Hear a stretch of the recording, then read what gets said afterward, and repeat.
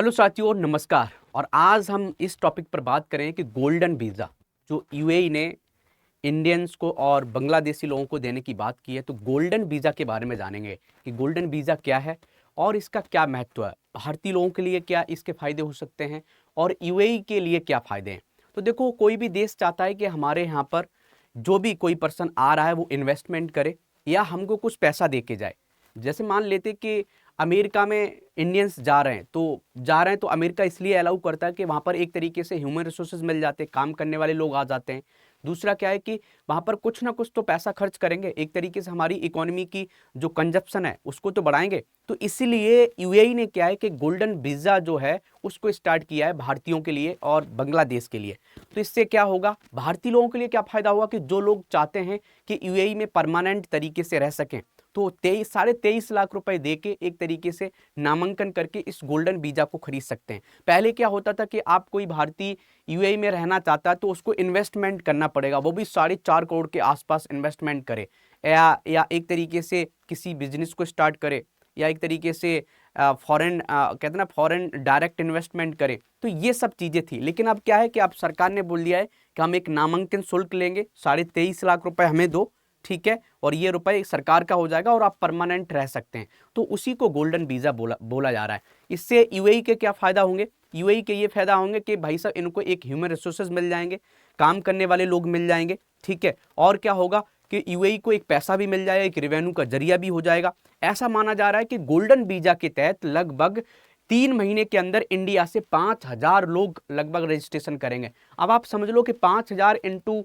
23.5 लाख करो तो कितना बड़ा अमाउंट निकल के आता है, बहुत बड़ा अमाउंट निकल के आता है। तो इसी के बारे में हम लोग आज देखेंगे कि क्या है भारतीयों के लिए यूएई का गोल्डन वीज़ा, इसके बारे में विस्तार से बात करेंगे। तो आप देखो, गोल्डन वीज़ा यूएई जाने वाले भारतीयों के लिए शानदार मौका है। अब आसानी से मिल सकेगा गोल्डन वीज़ा। तो आसानी से इसलिए मिल सकेगा, पहले क्या है कि आपको परमानेंट रहना था यूएई में तो आपको इन्वेस्टमेंट करना पड़ता, कोई बिजनेस में इन्वेस्टमेंट करो और वो अमाउंट बहुत होता था, लगभग 4 करोड़ से ज़्यादा होता था। लेकिन अब परमानेंट आपको गोल्डन वीज़ा मिल जाएगा 23.5 लाख में। अब देखो, आम इंसान के लिए ये अमाउंट अभी भी ज़्यादा है, लेकिन जो लोग चाहते हैं, जो मिडिल फैमिली के हैं, चाहते हैं कि यूएई में हम परमानेंट रह सकें, बिजनेस कर सकें, पढ़ाई कर सकें या जॉब कर सकें, वो लोग 23.5 लाख रुपए देख के वहाँ का गोल्डन वीज़ा खरीद सकते हैं।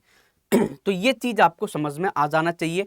तो 23.5 लाख रुपए दे के एक तरीके से ये यूएई का गोल्डन वीज़ा आप ले सकते हो और एक तरीके से जॉब कर सकते हो। अब इसके हाइलाइट्स आप देख लो कि अब क्या है कि गोल्डन वीज़ा जो है वो आपको 23.5 लाख रुपए दे के आपको मिल सकता है। और इससे पहले पहले भारतीयों को करीब 4.66 करोड़ रुपए का निवेश करना अनिवार्य था, तभी आप परमानेंट रह सकते हो। अब बोलोगे सर ये फिर आसान कैसे किया जा रहा है कि पहले निवेश करोगे तो यूएई में निवेश करोगे तो उसका बेनिफिट भी तो मिलता है ना। जो पर्सन पैसा इन्वेस्ट कर रहा है, 4.5 करोड़ लगभग रुपए इन्वेस्ट कर रहा है, तो वहाँ पैसा करे, इससे क्या है कि यूएई का भी विकास होगा, उस पर्सन ने पैसा किया उसको भी फायदा होगा। लेकिन अब क्या है कि आप बस आपको सरकार को, यूएई की सरकार को 23.5 लाख रुपए देना है। वो आपका इन्वेस्ट नहीं है, वो एक तरीके की नामांकन फी है, नामांकन शुल्क है, ये आपको पता। ये इसलिए किया गया, आपने देखा होगा कि एक कंप्रेहेंसिव इकोनॉमिक पार्टनरशिप एग्रीमेंट किया गया था किसके बीच में, इंडिया और यूएई के बीच में 2022 में। इसमें बहुत से बायलैटरल एग्रीमेंट्स किए गए थे। तो इसी एग्रीमेंट के तहत ये एक तरीके से गोल्डन वीज़ा स्टार्ट किया गया है कि इंडिया और यूएई के जो संबंध हैं और अच्छे हों, बायलैटरल रिलेशन अच्छे हों, समझ गए। डायस्पोरा का जो एक तरीके से ह्यूमन रिसोर्सेज का जो माइग्रेशन है वो बहुत आसानी से हो, समझ गए। हमारे बायलैटरल ट्रेड्स बहुत अच्छे हों। तो ये सेपा का एक तरीके से ही इम्पैक्ट आप समझ सकते हो कि जो सेपा एग्रीमेंट हुआ है उसी के कारण ये ऐसा यूएई सरकार ने इंडियंस को अलाउ किया है। अब देख लेते हैं कि भाई इंडिया के जो लोग हैं वो हर जगह रहते हैं। आपने देखा होगा कि इंडियंस जो हैं वो कितने विदेश में रह रहे हैं। तो हमारा जो डायस्पोरा है वो पूरे विश्व का सबसे बड़ा डायस्पोरा कितना है, आप देखोगे 3.5 करोड़ लोग लगभग बाहर रहते हैं। आप कुछ देश तो ऐसे हैं जिनकी पॉपुलेशन 3.5 करोड़ भी नहीं है, समझ गए। आप देखोगे मालदीव, देखोगे उसकी पॉपुलेशन भी इससे कम होगी। तो आप देखोगे कि बहुत से ऐसे देश हैं कि इस पॉपुलेशन से, इस जनसंख्या से कम है। तो हमारी जो जनसंख्या है जो विदेश में रह रहे हैं, चाहे वो यूएई हो, चाहे सऊदी अरेबिया हो, चाहे अमेरिका हो, चाहे वो यूरोपियन कंट्रीज हो, टोटल लगभग 3.5 करोड़ लोग ऐसे हैं जो इंडियन ओरिजिन के हैं और जो विदेश में रह रहे हैं। आप देखोगे इसमें हम यूएई में देख लेते कि यूएई में कितने हैं, 35 लाख लोग यूएई में रह रहे हैं इंडिया से। आप समझ सकते हो उनकी पॉपुलेशन का बहुत बड़ा जनसंख्या इंडियन ओरिजिन का है। ऐसे ही आप देखोगे अमेरिका में लगभग 33 लाख लोग रह रहे हैं। तो हर देश में आपको इंडियंस मिल जाएंगे। अब इससे भारत देश का क्या फायदा होता है, तो आप बोलोगे कि सर भारत देश को रेमिटेंस मिलता है, मतलब पैसा मिलता है, लोग वहां कमाता है और अपने देश में भेजता है। एक वर्ल्ड बैंक के अकॉर्डिंग, जो वर्ल्ड बैंक की रिपोर्ट आई थी, लगभग पिछले साल जो इंडियंस ने जो पैसा भेजा था इंडिया में वो लगभग 125 बिलियन डॉलर था। तो ये हमारे बेनिफिट है, लेकिन इसका घाटा भी है। घाटा ये है कि ब्रेन ड्रेन होता है, कि जो लोग बहुत पढ़े लिखे लोग होते हैं, जैसे मान लो आईआईटी से उन्होंने पढ़ाई की, बहुत स्किल्ड लोग हैं और जाके वो किसी दूसरे देश में चले गए। इससे होता क्या है कि जब स्किल्ड पर्सन किसी देश को छोड़ के जाता है तो उसका घाटा बहुत होता है। आपको लग रहा होगा कि सर 125 बिलियन डॉलर पैसा आ तो रहा है, लेकिन उसके कंपेयर में हमको बहुत ज़्यादा घाटा होता है। आज यूएसए डेवलप्ड है, तो उसमें आप देखोगे साइंटिस्ट में लगा 20 से 25% साइंटिस्ट इंडियन ओरिजिन के हैं। आप उनके इसरो में उनके नासा में देख लो, इंडियंस हैं।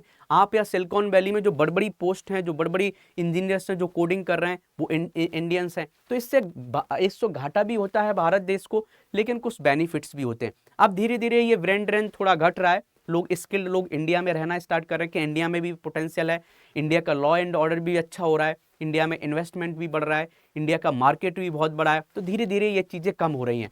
तो अब देख लेते हैं कि यूएई का जो गोल्डन वीजा है वो इंडियंस को लगभग अट्रैक्ट करेगा कि यूएई में रह के हम बिजनेस कर सकते हैं। 23.5 लाख रुपए आप दीजिए और एक तरीके से आपको मिल जाएगा। पहले कितना था, 4.6 करोड़ रुपए देना पड़ता था।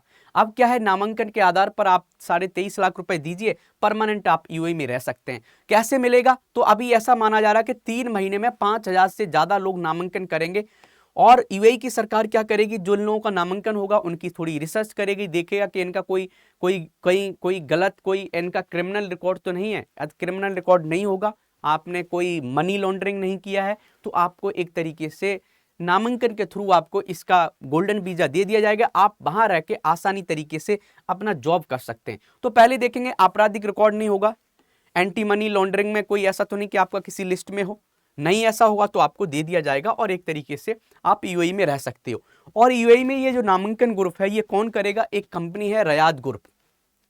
तो ये रयाद ग्रुप इसको देखेगा आवेदन को, और वो आवेदन को सरकार को सौंपेगा और सही से करके जिन लोगों को अच्छे से अलाउ कर दिया जाएगा उनको ऑनलाइन पोर्टल पर जो भी रजिस्ट्रेशन हुए हैं वहां पर उनकी पूरी प्रोसेस करके उनको गोल्डन वीजा दे दिया जाएगा। ठीक है, तो आप देखोगे कि गोल्डन वीजा दोनों देशों के लिए बहुत अच्छा है, समझ गए। यूएई के लिए बहुत फायदेमंद है, भारत के लोगों के लिए भी बहुत फायदेमंद है, और ऐसे पार्टनरशिप होने चाहिए। इससे क्या होता है कि इंटीग्रेशन बहुत अच्छे से होता है, इकोनॉमीज का इकोनॉमी जो हमारी इकोनॉमीज हैं उनका इंटीग्रेशन बहुत अच्छे से होता है, कल्चरल इंटीग्रेशन बहुत अच्छे से होता है, समझ गए। और आप जैसे आपने सुना हो ग्लोबलाइजेशन, ये क्या है, ये ग्लोबलाइजेशन ही है, ग्लोबलाइजेशन का इम्पैक्ट है।